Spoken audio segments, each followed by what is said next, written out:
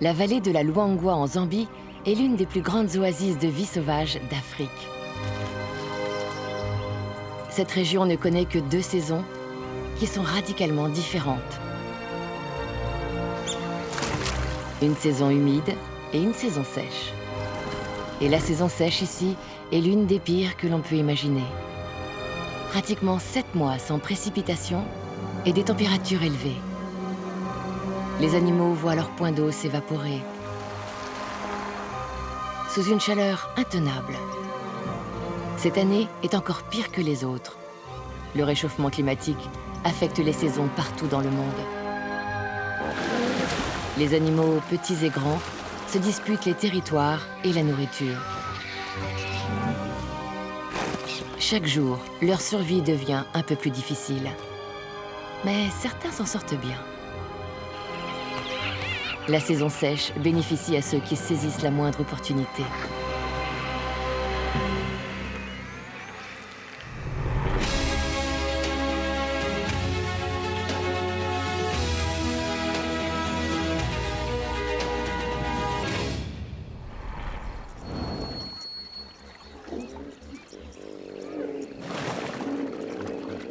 « 25 000 hippopotames vivent dans la rivière Luangwa. C'est la plus grande concentration d'hippopotames au monde. Des groupes divisés en familles sont répartis le long de la rivière.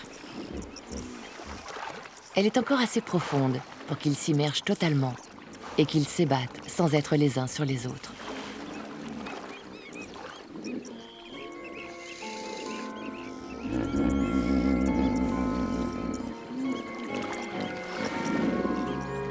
Ils communiquent sans cesse.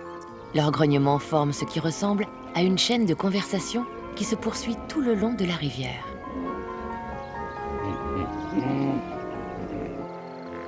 C'est une façon amicale qu'ont les hippopotames de savoir qui est qui et d'établir leur périmètre.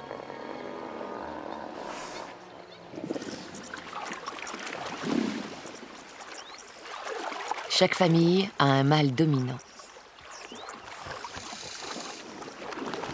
Il a plus de 20 ans et il contrôle une portion d'une centaine de mètres de la rivière.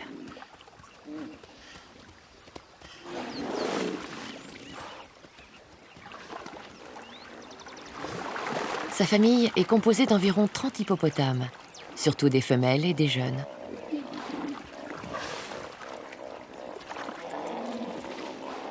Mais aussi quelques mâles qu'il tolère tant qu'il respecte son autorité.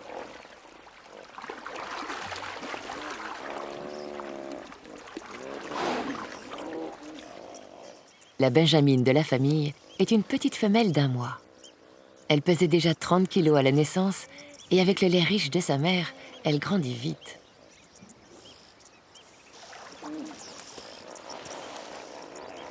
Mais elle est née à une période difficile de l'année. La vallée s'assèche et le sanctuaire de la rivière rétrécit.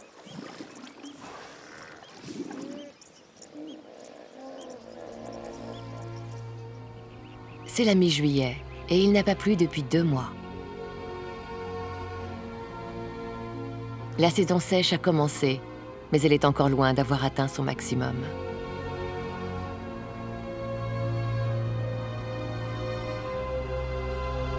Avec ses 700 km de long sur 100 km de large, la vallée de la Luangwa est la fin de la vallée du Grand Rift de l'Afrique continentale. La variété des habitats qu'elle offre la rend absolument unique. Ces plaines verdoyantes sont flanquées de zones boisées et parsemées de plans d'eau luxuriants. C'est un complexe enchevêtrement d'habitats où vit une immense variété d'espèces.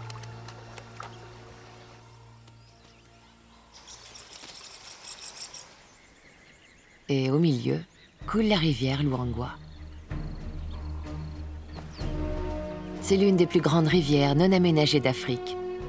C'est une artère vitale de la vallée.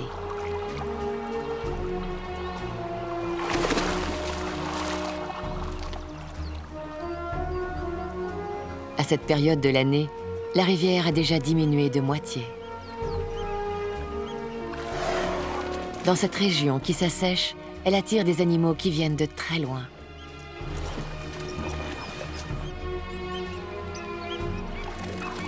La survie de centaines d'espèces dépend de la rivière.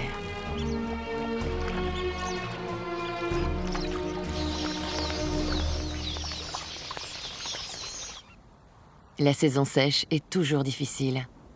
Elle peut durer jusqu'à 7 mois, de mai à novembre, avec de très faibles précipitations et des températures en forte hausse. Mais cette année, la sécheresse est bien plus terrible que d'habitude. C'est le fameux effet El Niño.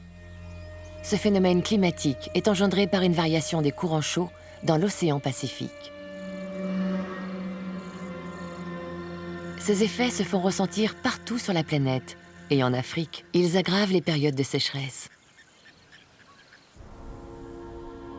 La rivière Luangwa dessine de larges sillons. À mesure que ces boucles traversent la vallée, les berges s'érodent et du sable fin vient se déposer sur le fond de son lit.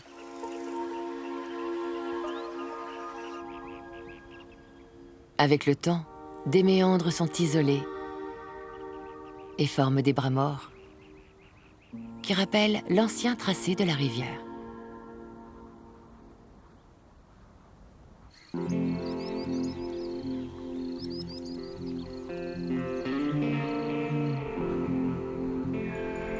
Ces plans d'eau sont de véritables oasis.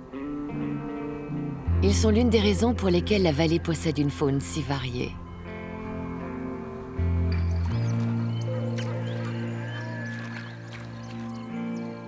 Certains de ces anciens lits sont déjà asséchés, mais celui-ci est grand, il s'étend sur près d'1 kilomètre.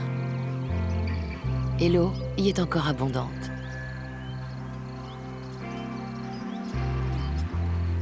Cette plante vivace pousse dans toutes les zones humides d'Afrique. La Pistia stratiotes est l'une des plantes les plus prolifères au monde. Elle flotte à la surface tandis que ses racines se balancent dans l'eau. C'est un paradis pour les insectes aquatiques. Les larves sont submergées parmi les racines, tandis que des alties adultes apparaissent par milliers et se régalent avec les feuilles.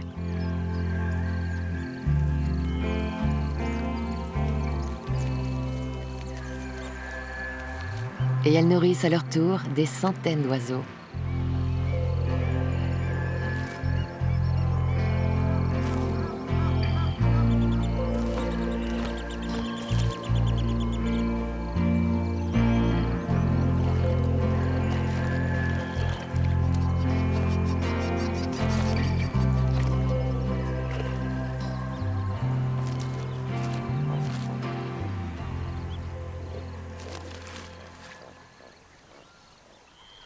Les jacanas sont les oiseaux qui ont proportionnellement les plus longs doigts au monde.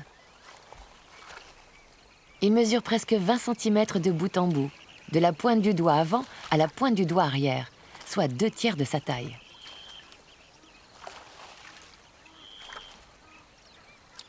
Ils permettent aux jacanas de répartir leur poids, tandis qu'ils se déplacent sur le tapis de végétation sans s'enfoncer. Avec leur bec assez court, ces oiseaux ne peuvent pas fouiller profondément, mais ils ont appris à profiter de l'aide des autres.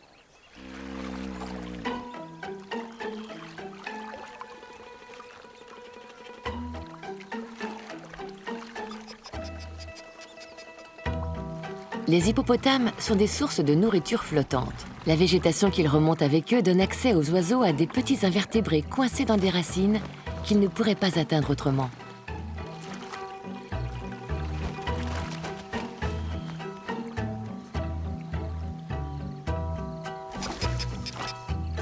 Et l'hippopotame n'a pas l'air dérangé par ses profiteurs.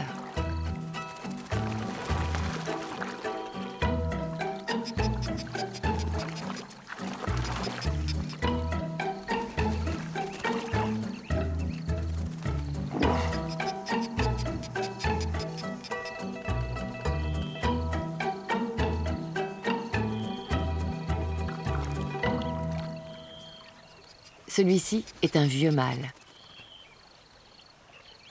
Il mène une vie tranquille, loin du bruit et de l'agitation des groupes qui occupent la rivière. Mais ce plan d'eau ne va pas subsister éternellement. À la fin juillet, les températures maximales commencent à dépasser les 25 degrés.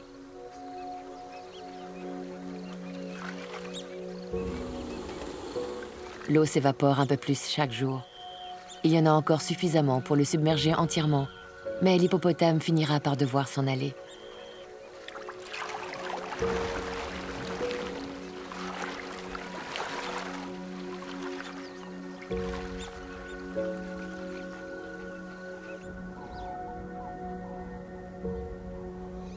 De nombreuses plaines de la vallée sont d'anciens bras morts et envasés. Formées par l'évolution du cours de la rivière, elles témoignent d'un paysage en perpétuel changement. Le sol y est fertile grâce à des collines volcaniques situées plus au nord. Une herbe riche y pousse et alimente des centaines de bouches.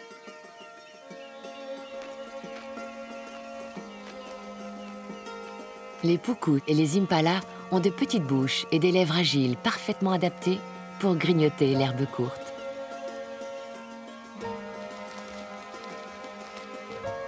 Mais ils ne sont pas les seuls sur la plaine.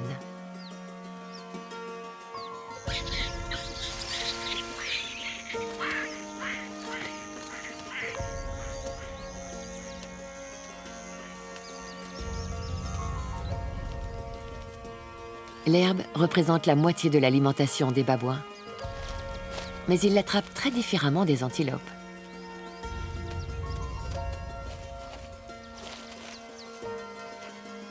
Ils utilisent leurs doigts agiles pour choisir les tiges et arracher des rhizomes. Les babouins et les antilopes se disputent la nourriture. Mais des paires d'yeux et d'oreilles supplémentaires sont les bienvenus. Autant d'animaux attirent forcément des prédateurs affamés. Mais les babouins ont une excellente vue et ils ont l'avantage de pouvoir se percher dans les arbres pour observer.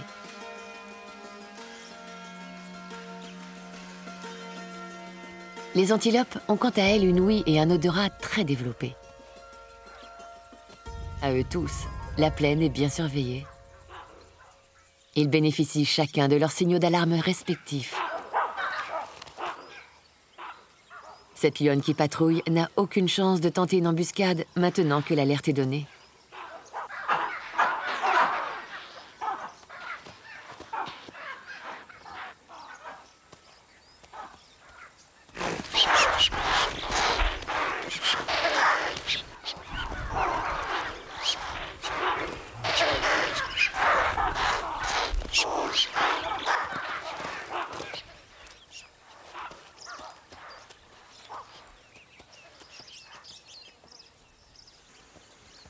Même les éléphants viennent se nourrir sur ces plaines fertiles. L'extrémité de leur trompe est aussi sensible que le bout de nos doigts.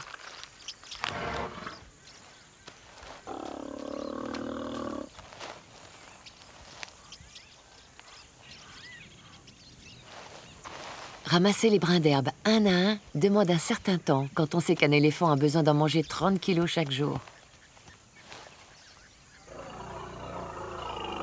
Mais à la saison sèche, le moindre brin compte.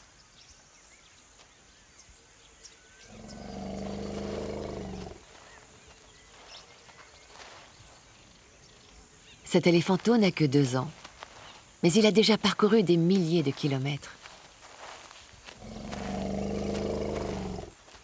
Un troupeau d'éléphants se déplace constamment. S'il reste trop longtemps au même endroit, il risque de vite épuiser sa source de nourriture.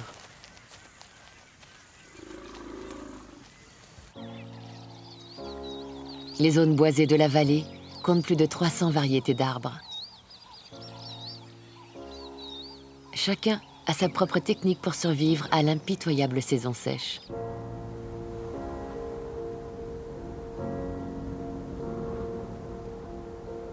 Les bosquets des baignets ne poussent jamais très loin de la rivière. Leurs longues racines puisent l'eau souterraine.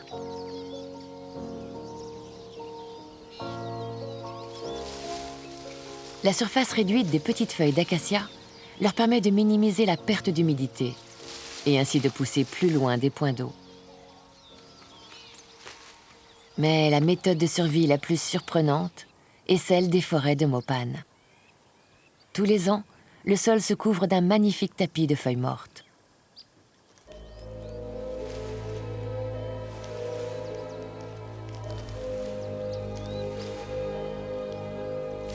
C'est le début du mois d'août.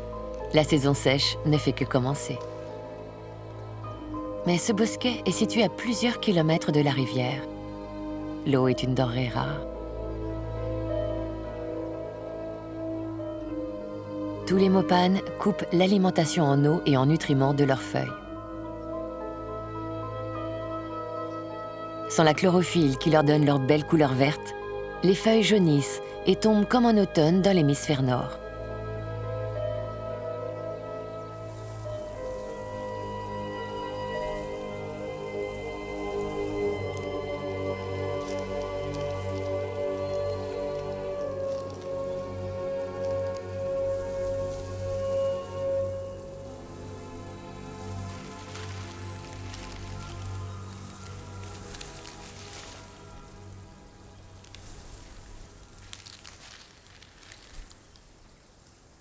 Ces tapis de feuilles mortes créent un nouvel habitat sur le sol de la forêt.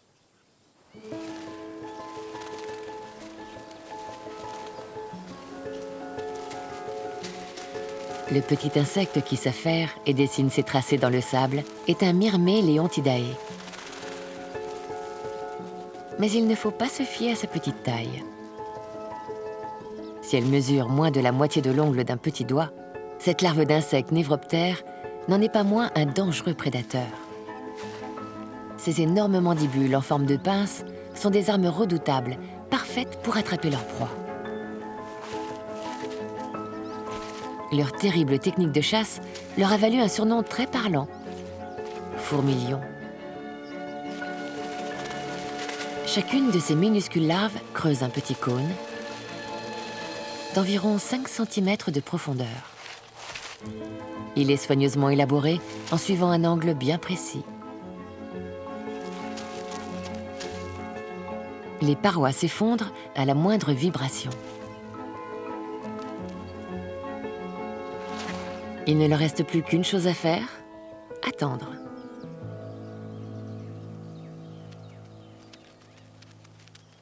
On trouve des fourmis partout dans le monde, excepté au pôle. Et dans les régions tropicales comme ici, elles peuvent représenter jusqu'à 25% de la biomasse animale. Elles sont extrêmement nombreuses et elles constituent des proies idéales.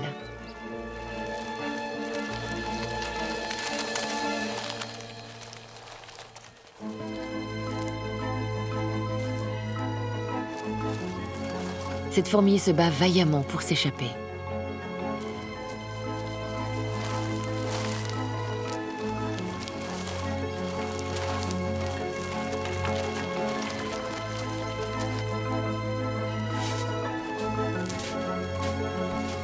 Mais il est difficile de se tirer du piège d'une fourmi-lion.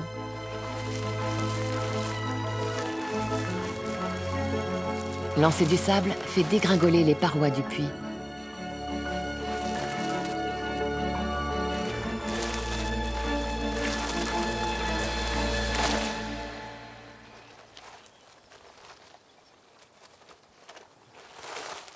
La larve injecte un venin qui paralyse sa victime. Et un enzyme liquéfie la fourmi de l'intérieur. La fourmi-lion n'a plus qu'à attendre et boire son repas jusqu'à la dernière goutte.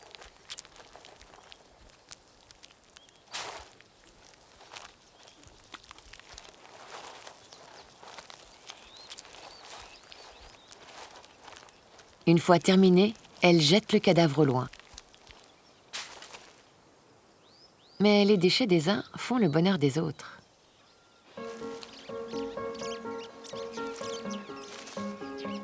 Les mahalis à sourcils blancs attrapent tout ce qu'ils trouvent dans ce tapis de feuilles. Qu'il s'agisse d'insectes ou de graines. Ils fouillent le sol en groupe, mais la nourriture se fait plus rare à cette saison. et ils supportent nettement moins bien la proximité de leurs congénères.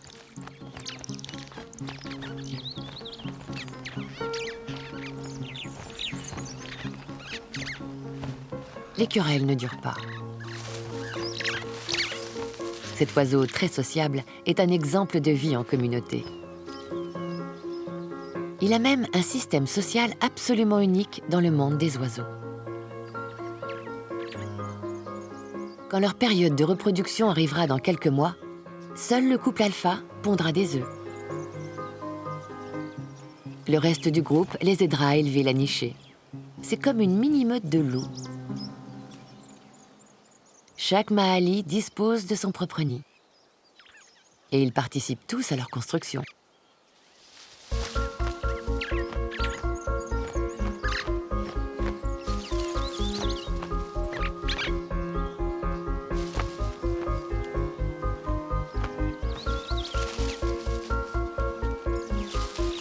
Les nids ont l'air en pagaille, mais ils les améliorent constamment. Comme des travaux de rénovation qui n'en finiraient jamais.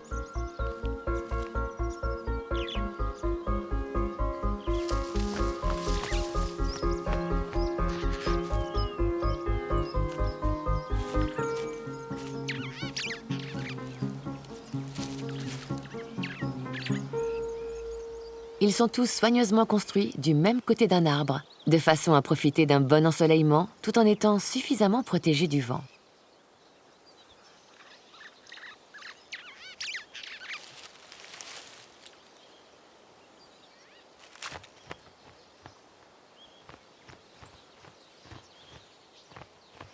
La double entrée est une mesure de sécurité. En cas d'urgence, ils peuvent toujours s'enfuir par derrière.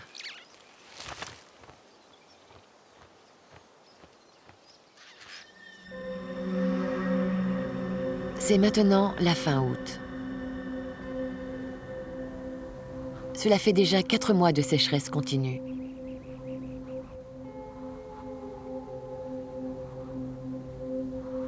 Dans la rivière, les groupes d'hippopotames commencent à avoir du mal à trouver de l'eau assez profonde pour s'immerger.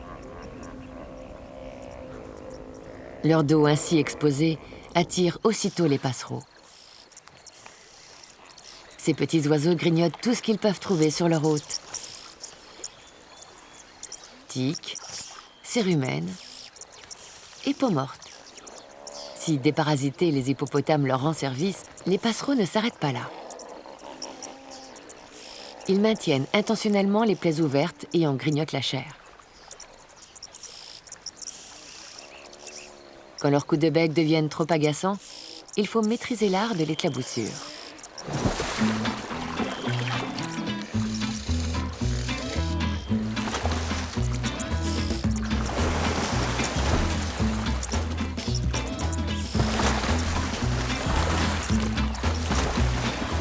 Ces petits casse-pieds n'ont pas l'air gênés de se faire arroser.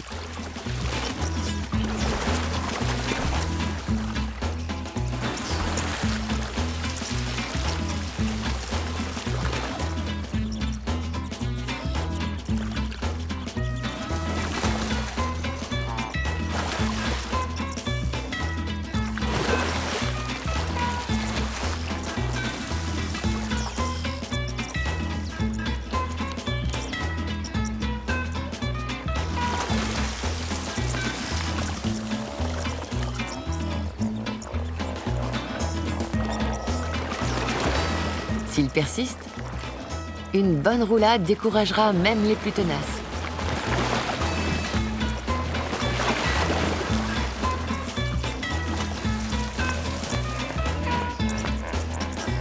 Peu importe, il y a toujours d'autres hippopotames à picorer.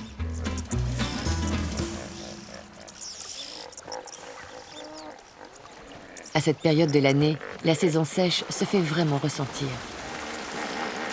La nervosité des hippopotames augmente à mesure que le niveau de l'eau baisse. Moins d'eau signifie moins d'espace. Les différents groupes se retrouvent pressés les uns contre les autres. Les mâles dominants n'apprécient guère que d'autres approchent trop près de leur groupe de femelles. La tension monte. Et quand un rival se trouve sur son chemin, Le maître des lieux le rappelle à l'ordre.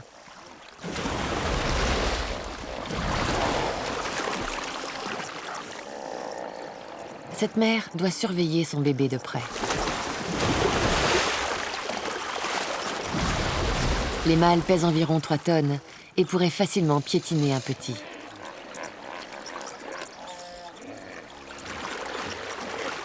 Il ne s'agissait que d'un léger malentendu, du moins pour cette fois. Mais les vrais ennuis ne sauraient tarder.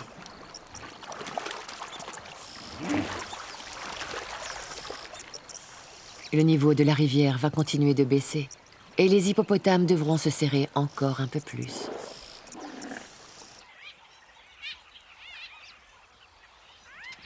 Mais pour d'autres, l'assèchement de la Luangwa présente une opportunité.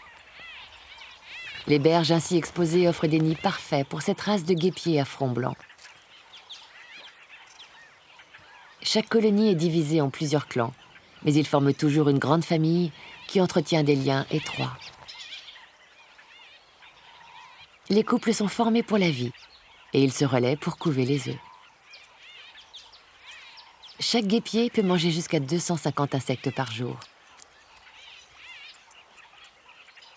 Les partenaires apportent de la nourriture à celui qui garde le nid. Mais pour cette espèce, la coopération va encore plus loin. Tous les oiseaux ne se reproduisent pas tous les ans. Et ceux qui n'ont pas de nichée à élever se chargent d'aider les autres.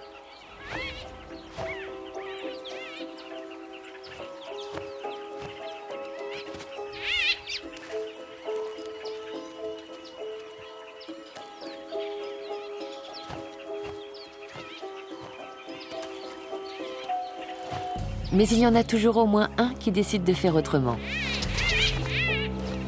Voler la prise d'un autre est un moyen de manger sans trop se fatiguer. Et une façon certaine de se faire voler dans les plumes.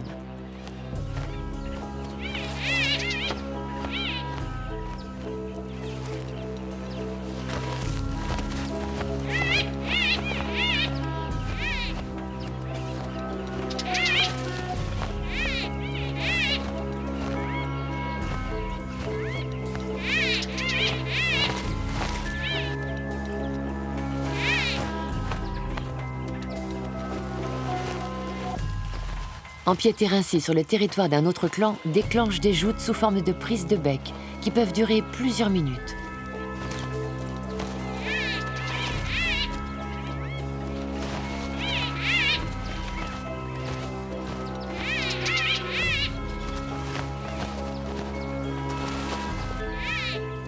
Mais l'avantage de vivre en clan, c'est qu'il y a toujours quelqu'un disposé à intervenir.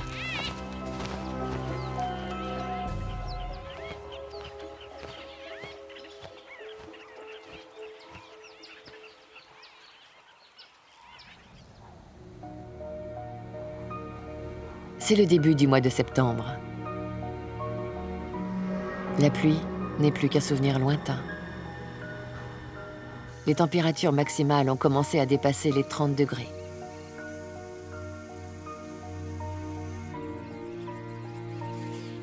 Les plans d'eau s'assèchent vite.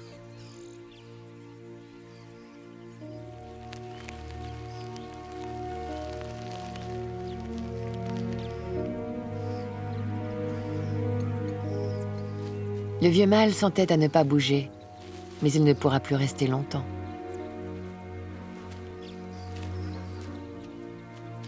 Il attendra aussi longtemps que possible, mais il devra s'en aller quand l'eau aura complètement disparu.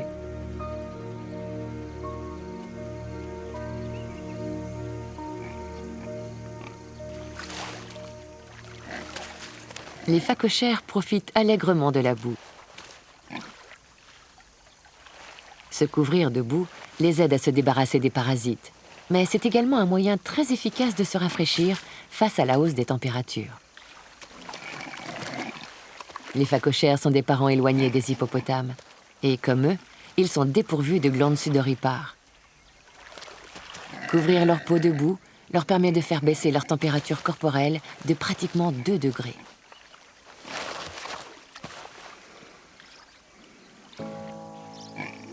Cette mare qui se tarit jour après jour est l'une des dernières de la vallée à être toujours en eau. Elle attire la faune de toutes parts.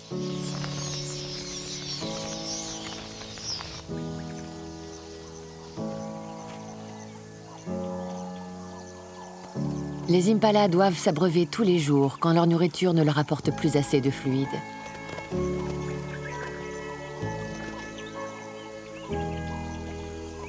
Ils viennent boire au moment le plus chaud et le moins dangereux de la journée, pendant que les prédateurs se reposent à l'ombre.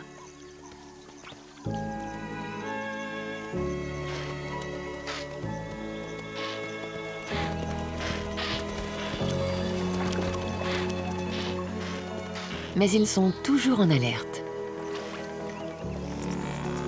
Pour les buffles, qui peuvent peser jusqu'à 1 tonne, traverser la boue pour aller s'abreuver peut s'avérer dangereux.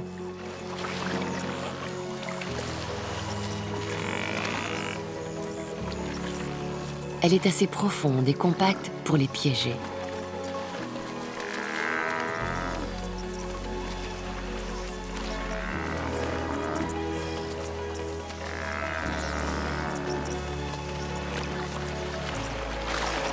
Leur besoin désespéré d'étancher leur soif les pousse à avancer.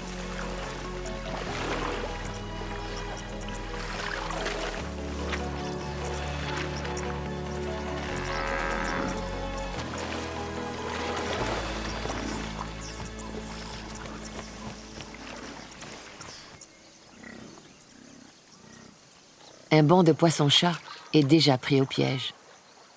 L'hippopotame leur barre involontairement le passage. Cette mare n'est pas assez profonde pour les couvrir entièrement. Il est difficile de maintenir leurs branchies sous l'eau. Les marabouts d'Afrique les ont repérés.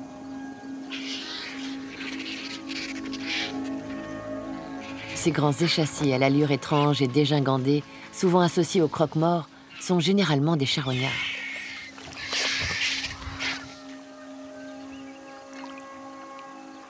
Ils ne ratent jamais la moindre occasion de faire un repas. Cependant, leurs becs de 30 cm ne sont pas adaptés pour ce type de proie.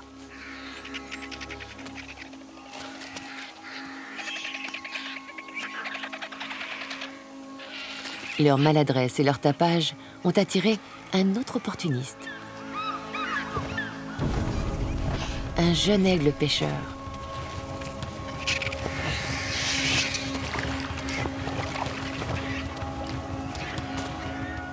C'est pour lui l'occasion de mettre en pratique une tactique qui lui sera fort utile toute sa vie. Voler la nourriture. Les marabouts d'Afrique mesurent 1,50 m et ils ont la plus large envergure de tous les oiseaux terrestres au monde. Plus de 3 mètres de large. Ce sont des adversaires de taille.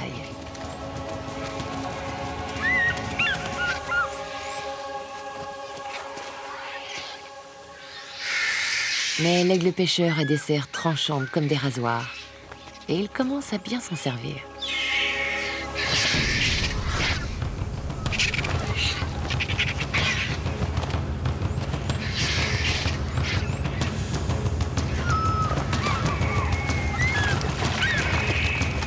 Les voleurs n'ont pas le sens de l'honneur.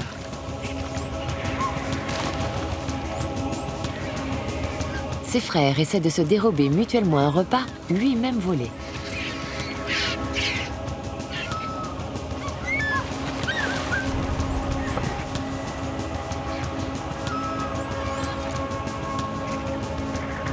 Les aigles pêcheurs sont des pillards jusqu'à la moelle.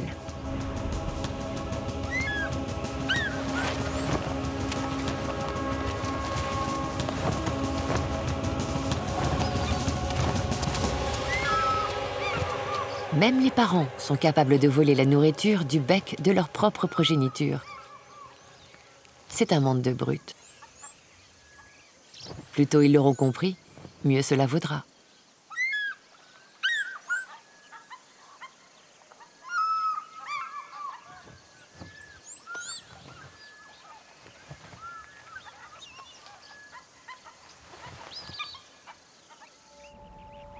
Sur les plaines de la vallée, la saison sèche resserre son étreinte. C'est la mi-septembre et le sol est dur comme de la pierre. La famille d'éléphants se dirige vers la rivière.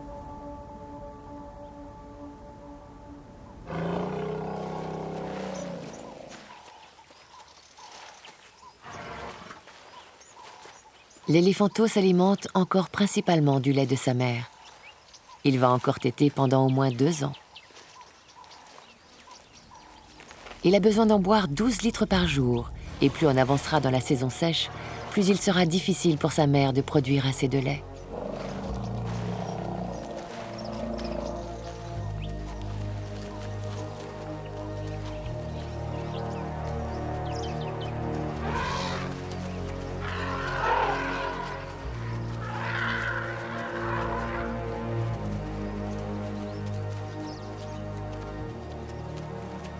La famille est souvent venue s'abreuver ici par le passé. Mais cette fois, elle n'est pas seule. Un second troupeau se trouve sur l'autre berge de la rivière. Il a exploré ce côté de la rive autant qu'il le pouvait, mais il n'y a plus de point d'eau là-bas.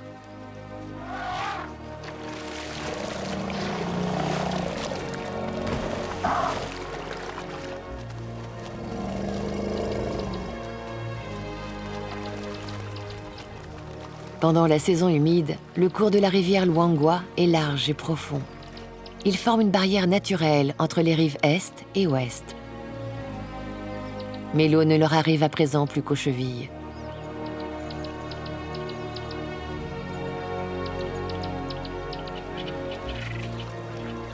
Les deux familles se jaugent mutuellement.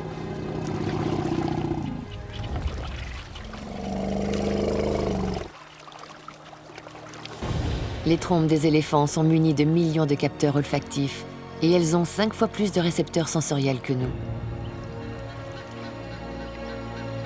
Les éléphants sont d'ailleurs les animaux qui ont l'odorat le plus développé au monde et ils reconnaissent même les individus à leur odeur.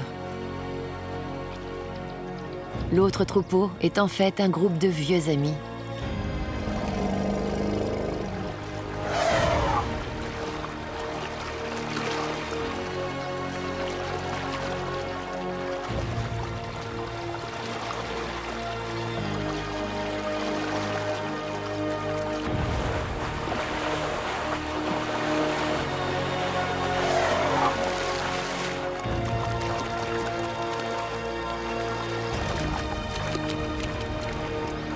Ils ne s'étaient pas revus depuis des mois. Mais comme le dit le vieil adage, les éléphants ont la mémoire longue. Les trompes qui se touchent équivalent à nos poignées de main. Et reposer sa trompe sur un congénère est leur façon de se donner une accolade.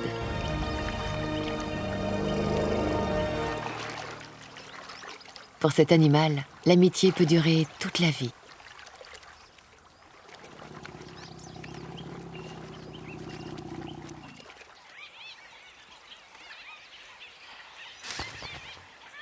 Dans la colonie des guêpiers à front blanc, les nouveaux ne sont pas les bienvenus.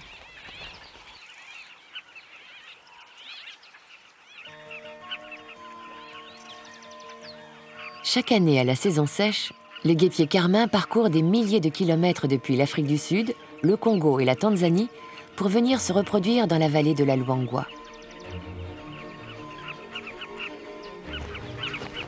Ce ne sont que les éclaireurs, quelques centaines d'oiseaux. Mais d'ici 1 mois, des milliers d'autres seront arrivés. Les guêpiers à front blanc sont plus petits et moins nombreux, mais ils ne vont pas tolérer cette invasion pour autant. Ils doivent impérativement défendre leur nid de cet intrus au plumage rouge.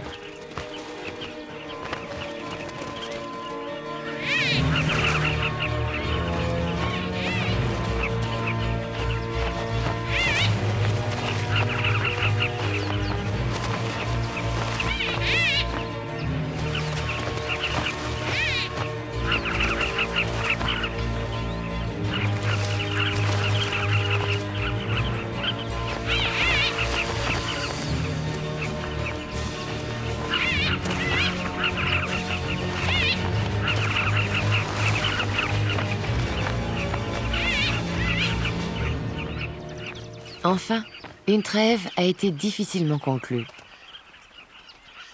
Les guêpiers carmins peuvent rester, mais ils devront creuser leur propre nid. Le sable est facile à creuser si vous avez les bons outils. Leurs becs courbés font office de pioche. Leurs doigts réunis et munis de griffes solides rendent leurs pattes idéales pour creuser.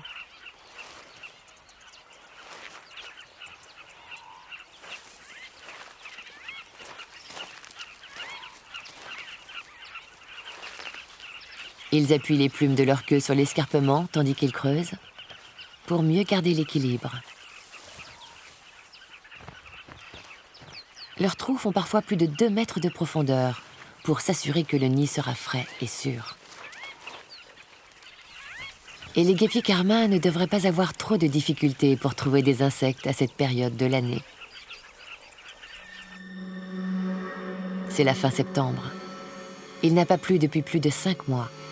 Et les températures dépassent tous les jours 37 degrés. Cette année, le phénomène climatique El Niño dans le Pacifique a engendré une sécheresse bien pire que les autres. Les plans d'eau se sont évaporés pratiquement 1 mois plus tôt que l'an dernier.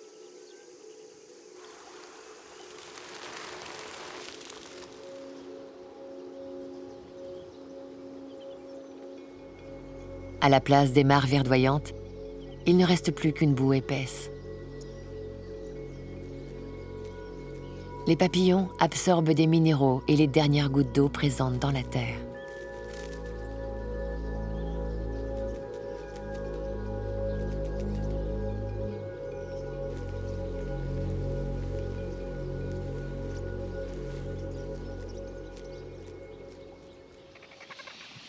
Mais d'autres créatures ailées ne tardent pas à arriver.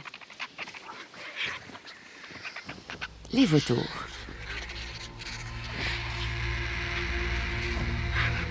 Leur vue est tellement perçante qu'ils peuvent repérer une carcasse à plusieurs kilomètres de distance.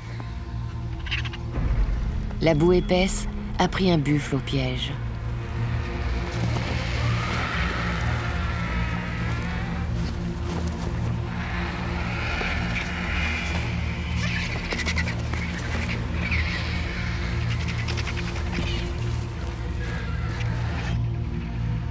Les vautours planent dans le ciel et guettent le signe que d'autres ont trouvé un repas.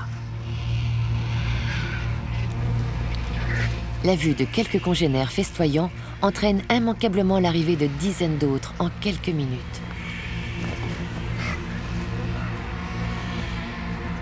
Un large groupe de ces charognards peut nettoyer une carcasse en l'espace d'1 heure. Ils avalent ainsi 1 kilo de viande chacun, soit 1/5 de leur poids en un clin d'œil.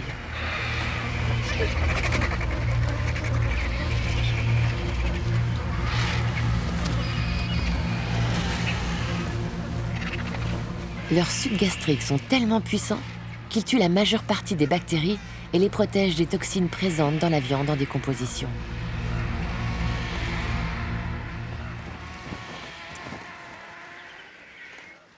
Le plan d'eau luxuriant du vieil hippopotame a disparu.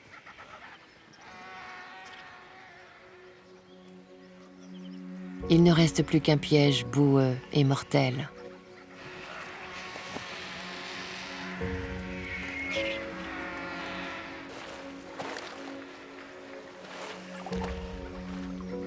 S'il reste, il pourrait bien connaître le même sort que le buffle.